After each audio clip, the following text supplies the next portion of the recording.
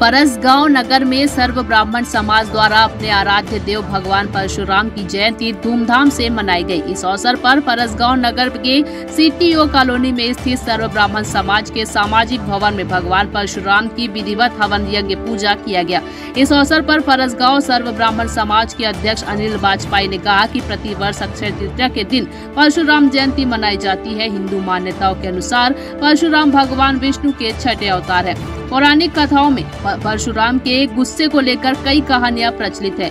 मान्यता है कि पराक्रम के प्रतीक भगवान परशुराम का जन्म 6 उधा ग्रहों के योग में हुआ, इसलिए वह तेजस्वी, ओजस्वी और वर्चस्वी महापुरुष बने। हवन पूजा के बाद भंडारे का आयोजन भी किया गया और अंत में समाज के सभी लोगों के लिए भोजन की व्यवस्था की गई।